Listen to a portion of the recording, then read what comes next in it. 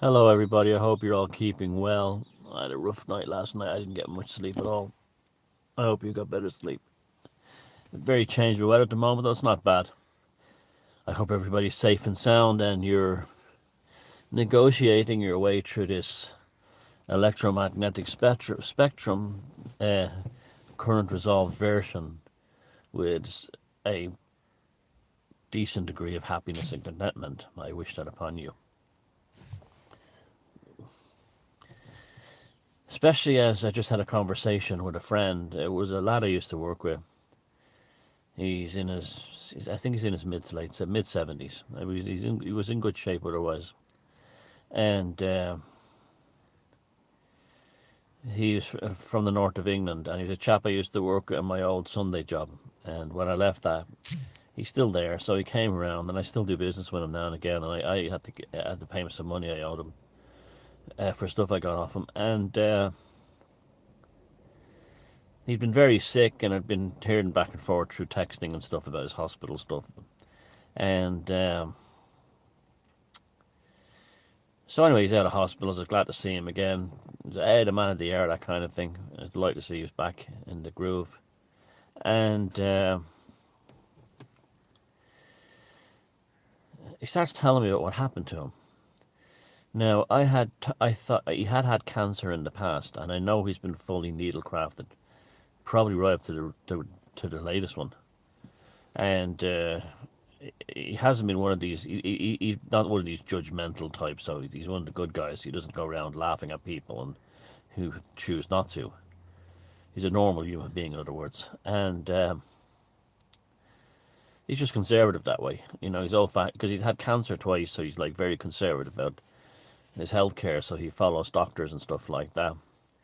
So I thought it was cancer that he had, and he was in bits. I mean, he was in what they had to do to him. I don't. It's awful.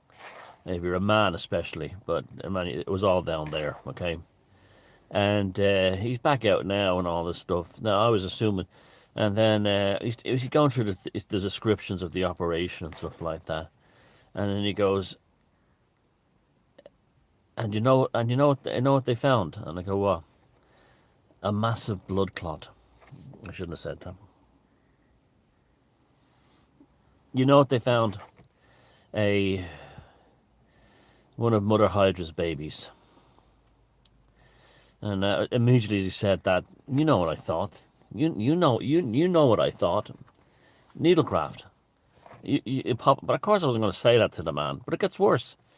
And I said, so they got it out. And he goes, yeah, they stick a thing down into the artery and they spin it around, and it mashes the thing up inside, and then he sucks, and that's what wrecks it. And I said, okay, well that's what it was. And he goes, oh no, I was covered in them. I was covered in them, the baby hydras, Mother Hydra's children. And you have to, but you're not going to sit there and judge a person by their personal thing. That's their life, okay? I don't judge, but I'm judging people, and not someone who's been sick and still alive, and he's glad to be alive. So he went in thinking what he had was his cancer coming back, causing problems down there, right? It was only by thinking it was cancer and getting treated that they figured out it was Mother Hydra's babies. And there's videos online. Our Tina just posted one this morning of it's disgusting. I'm not even going to post it, of embalmers and morticians removing these, and they look like living creatures. And now it's come out, and this is official, that they're not made from human blood. They seem to be a life form that has developed all by itself inside people who have been fully foghorn, leghorned, and beyond. So it's only because he thought it was cancer he's still alive. Because they discovered then it wasn't the cancer had come back. It was Mother Hydra's babies. It's just, and I asked him. I said, now I have my first sniffles of the year now, and they have the average person running out to get a flu needlecraft. But this is how you build the immune system. So it's better to get yourself the sniffles and the coughing now, because it's building up your immune system for when the big boy comes in after January 7th, which is usually when it starts in this part of the world. Apparently in Australia and New Zealand and South Africa, they already have a virulent flu, which we know what that really is. Okay, you wouldn't have a virulent flu. We all know what that is, right? And hospitals in the southern hemisphere are packed to capacity. Within those Anglo-speaking countries, I don't know how it's going, what's happening in Brazil and Argentina and those countries, but in the Anglosphere, South Africa, New Zealand, Australia, that's about it down there. The the hospitals are overcrowded. So Stephen Donnelly, the Minister for Health here, who's the ultimate NPC, he just has there's absolutely nothing inside him except dogma, protocol, and doing what a press release says.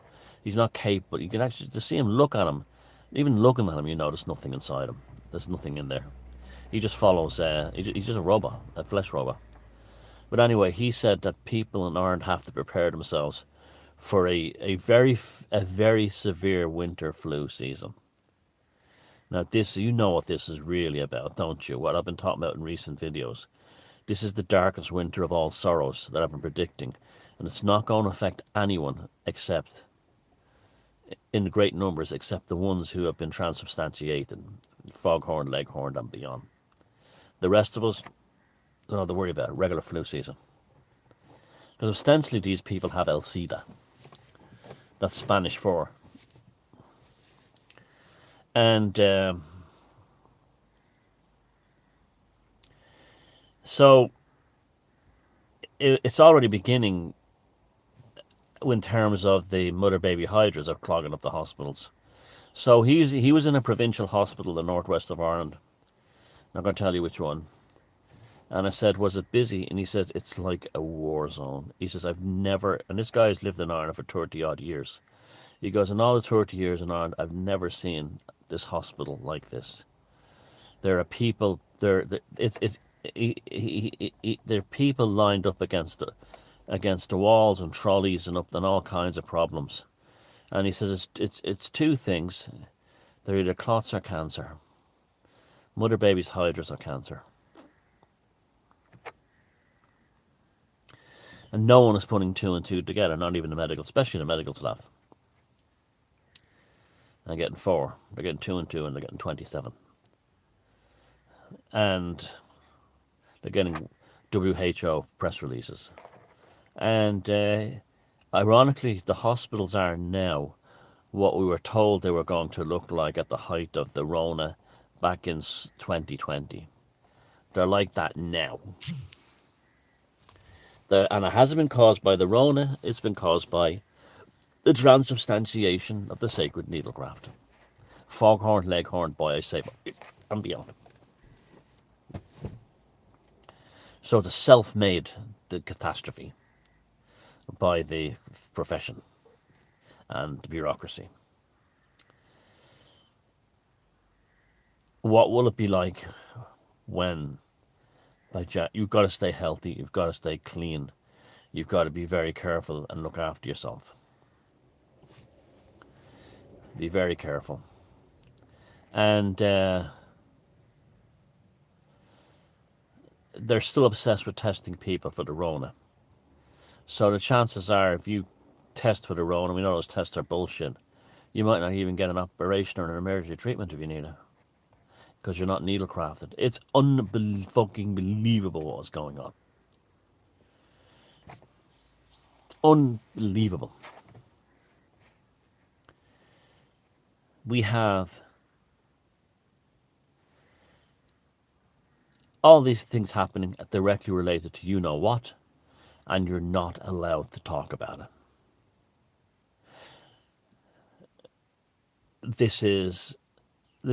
We're back in the Middle Ages. We're back in the time of the Bolshevik Revolution. We're back in the time of the early days of the Third Reich. We're back into that world again. Stay healthy. That's the important thing. And Brace yourself, prepare yourself. This world would be a very different place in May. It'll get better pretty quickly, I'm sure of that, but it'll be a very different place in May. Okay, now that depressing shit out of the way. A few people have asked me about the royal family and a cult. What do they practice? The British, the UK were the British royal family, right? The Saxe-Coburgs and Coatless renamed themselves as Windsors. What are they? What is the significance of it? Well, yeah, everything you see in that pomp and circumstances and regalia, that's all a cult, because it's all got hidden meanings and it's ways of changing people's consciousness. Look how spellbound so many people are by this thing. How they're sitting there watching this thing, slack-jawed, how they'll stand on line for hours on end. These same techniques used to get them to waddle towards the needlecraft centres is the same thing that has them waddling towards the curbside to see a coffin. The same forces at work. And so that's a cult, because that's how you control people, by getting to do things but they don't know why or don't understand. It's hidden. Now, what religion do they practice? Well, on the surface they tell us that they're Anglicans. Anglicans that are derived from Henry VIII's dissolution of the Catholic monasteries and his divorce of Anne Boleyn back in the 1500s. That's what they tell us. But the funny thing is that to this day, Westminster Cathedral, not Westminster Abbey, Westminster Cathedral, which is the Roman Catholic cathedral for central London, they say daily prayers for the plenary indulgences of Henry VIII's soul to try and get him out of hell and into heaven. When he was growing older, he set up a fund inside Westminster Cathedral, not Westminster Abbey, where the Queens and the monarchs are crowned. Westminster Cathedral, a Catholic cathedral, to have daily prayers said to get him out of hell and into heaven. They're called plenary indulgences under the Catholic Church. They're one of the things that were actually outlawed by the Protestants and Martin Luther as being superstitious. But yet here was Henry VIII, the guy who dissolved the Catholic Church in England over his relationship with Anne Boleyn and so on. Now has prayer said to this day to get him into heaven. So on the surface they are Anglicans. Underneath he was still a Catholic. Interesting. Now, is there anything beyond that, Luciferianism and all this? I don't think so. I've looked, and it is a cult, but what kind of a cult it is? It's almost like a kind of Christian esotericism, is the way I'd put it, because it uses heavily Christianized things. You have the Archbishop of Canterbury crowning the monarch and so on. The power of God goes through him and into the monarch's head. The crown is full of jewels and everything. I would say most likely it's something like that. It's some kind of esoteric Christianity. And then again, it's something else again we don't know about. We do know that astrology is a huge part of their breeding programs and their own self-protection. And a true occultist never lets anyone know their real birth. And the unfortunate thing is, by the time someone is an occultist and they're telling people, or people know about it, they already know their real birth date. But in reality, a true occultist magician should never tell anyone their real birth date. They should give them a false date or a false year or anything like that.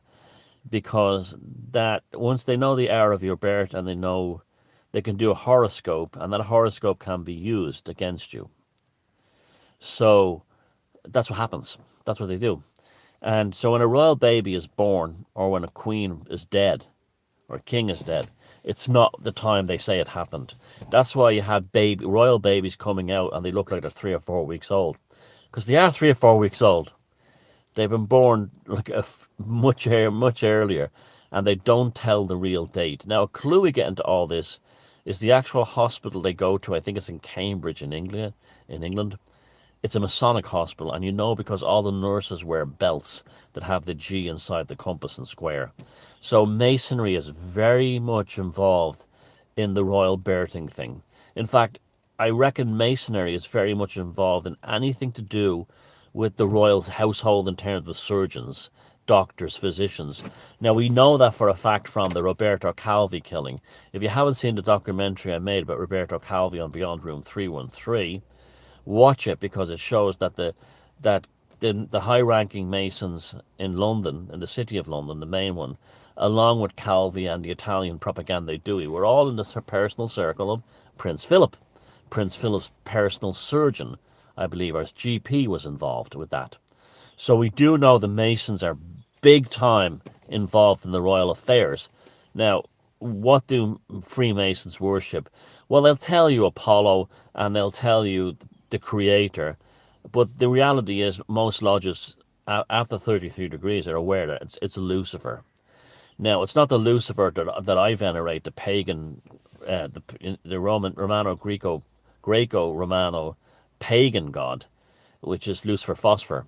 It's the corruption of the name used by that ended up in the King James Bible, and I'm now starting to think that was on purpose, where a term that doesn't mean Lucifer in Hebrew had been badly translated and came out as Lucifer. So Lucifer doesn't even exist in the Bible except for a poor translation of a Hebrew word, and that's the Lucifer that the Freemasons worship. They venerate and idolize the esoteric Lucifer, which represents nearly all the same things the pagan Lucifer does, except the pagan Lucifer has no relationship with God, the Abrahamic God, and the whole story of the Lucifer being cast out of heaven. That's the one the Masons are into. It's not part of the pagan pantheon. Lucifer was born. He wasn't cast out of heaven. The god was born as the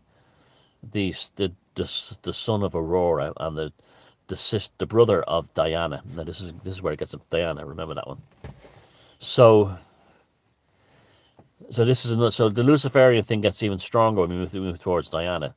So but also Apollo is interchangeable with Lucifer.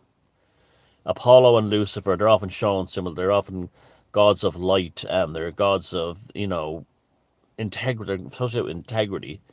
And we all know the Apollo Lodge, which started in Ireland, is probably still the most powerful Freemasonic lodge in the world today. I know the Scottish Rite is huge in the U.S. Navy and things like that, but the Apollo is big in things like NASA and a lot of universities around the world is the Apollo Lodge.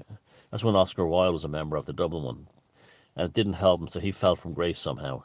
But the royals. So I'm sure they're all Masons, all the male members of those families. But if it's a Masonic religion, I can't say. But yet, absolutely, Freemasonry is definitely at the heart of the royal family in Britain. Now, another thing is Diana. In the recent years, I've come to the conclusion that Diana was never meant to be on the throne. It was always Camilla Parker Bowles. That Camilla Parker Bowles was always destined to be the Queen Consort, and never Diana. Diana was to be Prince of Wales and no more. And I believe her death was deliberately done according to astrological imperatives among these Masonic types who rule the royal family or in their circle. Now, it's interesting that she was named Diana, because a real-life persona was nothing like Diana. Diana is the goddess of the working classes, the goddess of the forest and the hills and the wooded areas, and she didn't really have those attributes about her. But she had figured out by the time she was a few years into that marriage that she was exactly what she said to the guy on the television. She said, "I'm the brood mare of the Windsors." That was 100% true. Camilla Parker Bowles couldn't give Charles children to sit on the crown, so they got one of the Spencers, a very high-ranking Masonic family again, Templars, Spencers, and all that goes right back to the Knight Templar, the Spencer family. We're talking about like the Churchill and all these people, the Dukes of Marlborough. These are such high-ranking royals, aristocrats. It's incredible. So this whole thing that Americans think she's an commoner. Diana was way up there, but she was never going to be queen. She was going to be queen's consort, and I think she was given that name to be sacrificed. I really do, and that her death she knew was coming, and that's why she kind of went hell bent for leather in every aspect of her life. And by all accounts, I know a couple of people have met her and said she was absolutely a wonderful person. She was genuinely likable and genuinely down to earth, and she was the only one of the royals who could have a lot of joke and a laugh for a normal person. And I know two people have met her. I've read about other people that met her, and said that she was just a fascinating human being, and just a really likable woman. And she was a regular, like, kind of English girl, really, in many ways. And that, but she wasn't. That's why she wasn't meant. She whatever. If it's a bloodline, if it's a consciousness that sits inside, she didn't have it. She was more like a human being. Camilla Parker Bowles is more like Charles, and that's why he wanted to be her tampon, as I said in the phone call. He he he recognized her as the same breed as them, the same species, whatever species they are, the same as them, and subgenus, and therefore that's who he was in love with. That's who he was sexually drawn to. He wasn't sexually drawn to Diana because she was fully human. I don't know what they are, but there's a different consciousness or something inside them that makes them that way. So so we can absolutely ascertain for fact. And when she died, she was buried in the woods on an island, and she was buried in the landscapes you normally associate Diana with, the goddess Diana. So I found that interesting. And then her whole sacrifice, she was killed under a temple of Diana, or where there used to be a temple of Diana in Paris, and this kind of thing. And we all know from David Shaler proved that they were all locked up at the weekend. There was definitely an assassination, and it was definitely carried out according to astrological imperatives. And Carmilla was always going to be on the throne, always. I'm convinced of that now. She was not this woman, this like the joke of her being the ultimate side chick. No, Diana was the side chick. Diana was just when Diana said the side chick for making babies, and when Diana said she was the brood mare of the royals, she was absolutely 100% right. She was. That was her only purpose. So that's what the royal occult is. Now we know it's saturated in the cult. I've already covered stuff like the Stone of Scone and all this kind of thing, and all the other pomp and they're all rituals and everything, and that's how they spellbound the meat and dispelled by the masses, and that's it. What religion specifically or faith system specifically they worship, I haven't a clue. I don't know. I don't know. It seems to be a weird form of Catholicism of anything else, and we know for a fact, well, there's enough smoking guns that say that Freemasonry isn't deeply entrenched around working with and supporting and helping the occultism of the royal family. They're the ones in the hospitals who make sure no one finds the real birth date. They're the ones who work on the royals for their health care and stuff like that. And that's not even hidden at all. So, and then their birth date and their death dates are never when they say they were. They've all been changed for astrological reasons. That's a classic occult. That's a magician does that if they can. Doesn't tell a person their real birth date, and that's it. So basically, the mystery still is out there. They're not Satanists. They're not Luciferians. They're absolutely not Luciferians. They're absolutely not Satanists. And so if anything, they're a weird form of Catholicism that has a bizarre connection with Freemasonry, but isn't Jesuitical and is incredibly occultic. And that's all I can take for right now. Take care. Love you all. Bye. And please be safe. Please be safe.